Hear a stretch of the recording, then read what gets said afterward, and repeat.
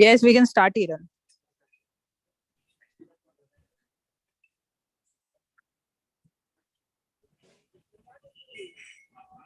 Hello and welcome to Nirmal, ladies and gentlemen. I'm Hiral Dadia. We have with us Riya Singh, Senior Analyst, Currencies, joining in. Riya, welcome to the show.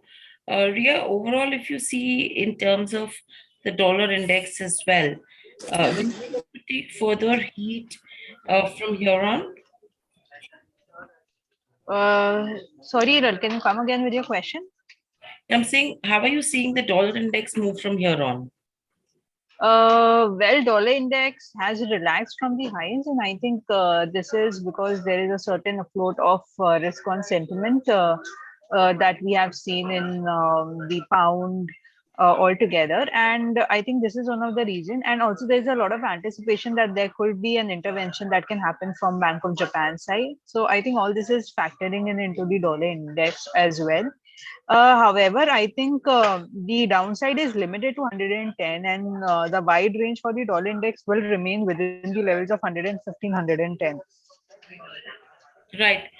From there on, you had the most recent CPI print as well from ECB that remains the hamstring in terms of what happens with regards to the euro as well. So, what's your view?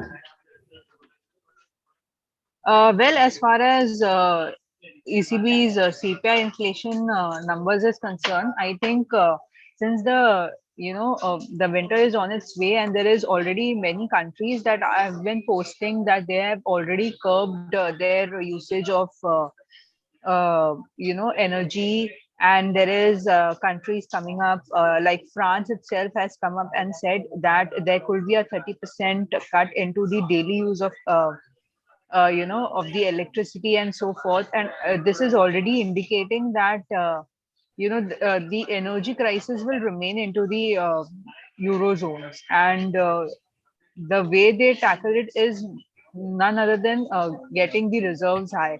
So they were starting with the reserves of coal, but even that has taken a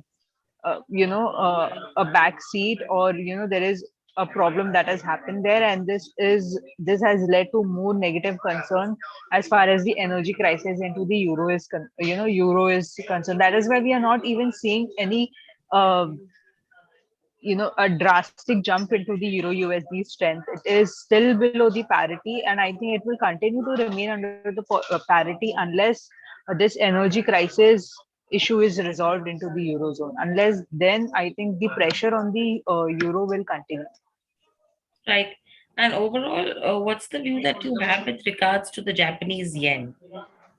Well, for the Japanese yen, yesterday, Bank of Japan's governor did come out and say that they are watching and keeping an eye on the volatility. But of course, the curbing of their easing policy is something that is not on the cards. And what he has said is that they'll continue with the easing stand because it is required in order to get the inflation there stable. So it took the easing step. A lot of easing action was taken in order to get the Japan out of the deflation zone. So I think they'll continue with the easing. Now and then we could see the intervention happening, like we saw it at 147, 148 levels previously, and now again I think there could be a higher probability at around 149, 150 levels. But this will be something in order to curb the volatility, not the halt of the of the currency, because for that they have to start with the interest rate hike, or they have to let go of the yields that they are holding it very dearly on the long term bonds, or they have to stop the easing and do some amount of tightening. So on all these three fronts, there is still a no-no from Bank of Japan. So I think whenever there is a spike downwards, one should go long rather than going short into the USD JPY. Right. And how would you read the movement in terms of the Indian rupee? Indian rupee is highly sensitive to the dollar index, and since we saw in the morning that it crashed from 113 levels to trade around 112, or in the previous evening sessions, we have also seen it dipping below the 112 levels. So that was what was reflected into the opening, and as it climbed from those levels, we have seen some amount of bullish, green momentum or depreciative momentum into the USD INR. I think overall one could be said there is no directional movement right now into the USD INR.